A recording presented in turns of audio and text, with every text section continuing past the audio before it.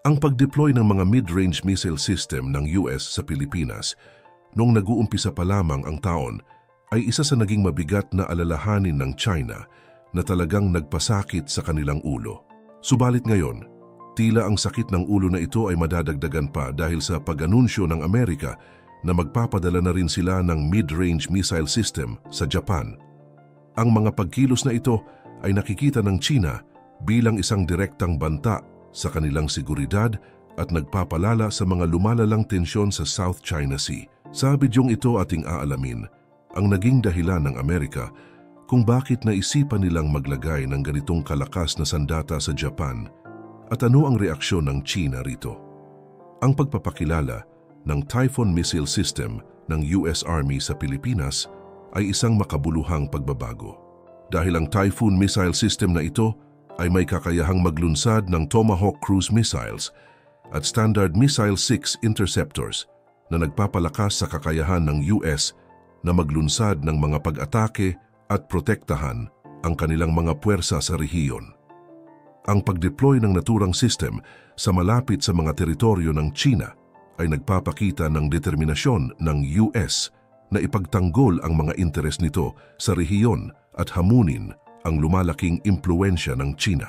Alam naman kasi natin na hindi talaga kakayanin ng Pilipinas ang China kung sakali nga tayong atakihin nito ni wala tayong sariling missile defense system na magtatanggol sa atin kapag pinaulanan tayo ng mga missiles na mula sa China. Ito ang nagiging dahilan kung bakit ang Amerika ay desidido noon na ilagay ang Typhoon system para gawing proteksyon ng Pilipinas sa banta na mula sa mga dayuhang bansa. Ang matinding reaksyon ng China noong idineploy ang Typhoon system na ito ay talagang nakakagulat dahil labis nilang kinondena ang Amerika at sinabing lumalabag ito sa alituntunin ng mga bansa na sakop lamang ng rehiyon sa Asya. Ayon pa sa Beijing, walang karapatan ng US na sumali sa mga tensyon dahil hindi nakakadagdag lamang ito ng mga pag-aaway at sigalot sa bawat bansa. Subalit, pinatulan ito ng Amerika at sinabi na ang layunin nila ay ipagtanggol ang mga bansang kaalyado nila mula sa mga mapang-abuso na aksyon ng China, lalo na ang Pilipinas na laging nadadawit sa mga pambubuli mula sa Chinese Coast Guard. Kamakailan nga lang, binangga ng Chinese Coast Guard ang BRP Teresa Magbanua na nagdulot ng malaking pinsala sa barko. Ayon sa PCG, China ang unang bumangga sa kanila taliwas sa sinasabi ng China na ang barko ng Pilipinas ang nagpupumilit na pumasok. Dahil rito marami tuloy ang gusto ng ipatupad ang Defense Treaty ng Amerika sa Pilipinas na magbibigay ng kapangyarihan sa Amerika na tumulong sa oras na inatake ang Pilipinas.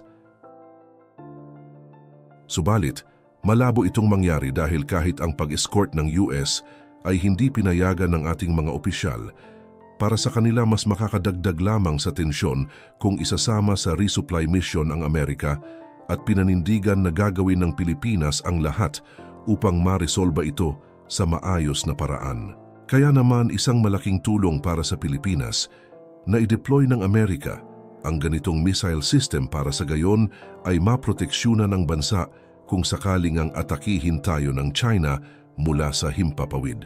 Ngayon, Japan naman ang sunod sa kanilang target dahil ayon sa ulat ng The Japan Times noong Setyembre 7, 2024, ipinahayag ng Estados Unidos ang interes sa pag-deploy ng mid-range capability MRC missile system sa Japan para sa mga magkasanib na pagsasanay sa militar.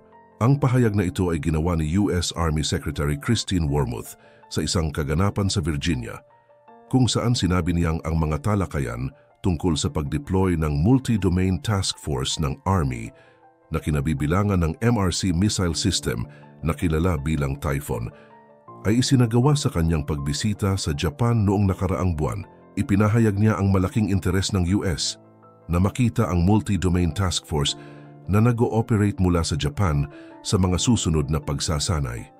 Alam niyo ba na ito ang kauna-unahang missile system na ide-deploy ng Amerika sa Japan? Mula noong pumirma ito ng treaty kasama ang Russia na hindi na ito gagamit ng kahit na anong nuclear system sa ibang bansa. Ang Intermediate Range Nuclear Forces INF Treaty na nilagdaan noong 1987 ng Estados Unidos at Soviet Union ay naglayong alisin ang mga nuclear at conventional ground-launched ballistic at cruise missiles na may mga saklaw sa pagitan ng 500 kilometro at 5,500 kilometro. Ang kasunduang ito, na nagresulta sa pagkasira ng libu-libong mga missile, ay nagbigay ng isang mahalagang balangkas para sa kontrol ng armas. Gayunpaman, ang treaty na ito ay nagwakas noong 29 nang umatras ang Estados Unidos dahil sa mga aligasyong paglabag ng Russia. Ang pag-alis ng US ay naganap dahil sa pag-aangkin na binuo ng Russia, ang Novator 9M729 SSC-8 cruise missile na lumalabag sa mga provision ng INF Treaty. Ang pag-alis ng US ay pinagtibay ng argumento na ang treaty ay hindi na nakakatugon sa kasalukuyang geopolitical na kapaligiran, lalo na dahil ang China, na hindi partido sa kasunduan, ay nagkakaroon ng malaking kapangyarihan sa larangan ng missile. Ibig sabihin umalis ang Amerika sa kasunduang ito matapos malaman na ang China ay gumagawa rin ng ganitong system upang kontrahin sila sa hinaharap. Ang pag-expire ng treaty ay nagresulta sa pagtatapos ng isang mahalagang balangkas ng regulasyon na nagpapatigil sa paglaganap ng mga intermediate range na armas nuklear sa pagitan ng Estados Unidos at Russia. Ang pag-alis na ito ay nagpapakita ng lumalalang tensyon sa pagitan ng dalawang superpower at nagpapahiwatig ng pagtaas ng panganib ng nuclear proliferation. Ang pag-uusap tungkol sa pag-deploy ng mga medium-range na missiles ng US sa Japan ay nagpapakita ng komplikadong relasyon sa pagitan ng tatlong bansa, Estados Unidos, Japan at China. Habang tinatanggi ng Japan ang mga alingawngaw tungkol sa pag-host ng mga missiles ng US, ang opinyon ng publiko sa Japan at ang potensyal na pagbabago sa relasyon sa China ay nagiging mga pangunahing problema sa rehiyon. Ang ulat ng pahayagan ng Sankei ay nagmungkahi ng posibleng pag-deploy ng mga medium-range na missiles, kabilang ang mga hypersonic at Tomahawk missiles sa Southern Island ng Kyushu ng Japan. Ngunit, ang Japanese Ministry of Defense ay nagpahayag na masyadong maaga para sa mga pag-uusap na ito at hindi pa handa ang US na mag-deploy ng mga missiles. Ang potensyal na pag-deploy ng mga missiles ng US ay nagtataas ng mga alalahanin sa seguridad para sa Japan na maaaring maging target ng mga missiles ng China. Ang People's Liberation Army Rocket Force na namamahala sa land-based missile arsenal ng China ay may kakayahang maglunsad ng mga missiles sa Japan.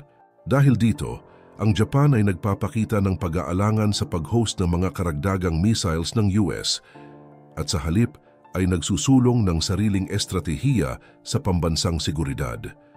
Ang pagkuha ng mga long-range missiles tulad ng Tomahawks at mga upgraded Type 12 surface-to-ship missiles ay nagbibigay daan sa Japan na palakasin ang kanilang mga defensive na kakayahan nang hindi nagre-resulta sa direktang pag-deploy ng mga missiles ng US sa kanilang teritoryo. Kung ako ang tatanungin, parang may bagong yugto ng laro ng patintero sa Asya at ngayon naman si Japan ang nasa gitna ng laro. Nasa gitna ng isang debate kung dapat ba nilang tanggapin ang mga missile ng Amerika para masiguro ang kanilang seguridad. Ang China naman ayaw sa ideya na magkaroon ng mga missiles ang Amerika sa kanilang kapitbahay. Para sa kanila parang pagbabanta ito sa kanilang seguridad. Ang masama pa, baka biglang magkamali ang mga tao at magsimula ang digmaan. Ang Japan naman medyo nag-aalangan. May mga tao sa Japan na nagsasabi na dapat silang magkaroon ng sariling mga armas para hindi sila matarget ng China. Pero may mga nagsasabi na mas mabuti na lang kung magstay lang sila sa defense mode at hindi na sila magiging target ng sinuman. Sa ngayon mukhang hindi pa sigurado kung ano ang mangyayari, pero malinaw na may mga malaking pagbabago sa relasyon ng mga bansa sa Asya.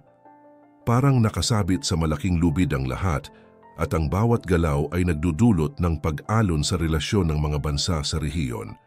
Sino kaya ang mananalo sa larong ito? Pero may bagong armas ang Amerika na talagang panlaban ito ang Typhoon Missile System.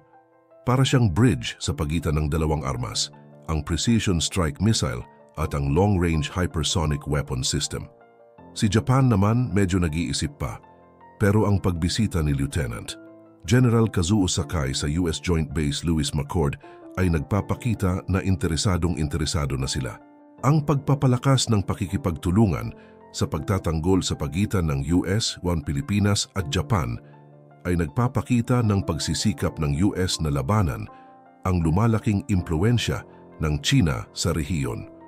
Ang mga pagkilos na ito ay nagtataas ng posibilidad ng isang hindi sinasadyang tunggalian sa pagitan ng dalawang superpower, lalo na kung magkakaroon ng mga miskalkulasyon o hindi pagkakaunawaan sa mga teritoryo sa South China Sea.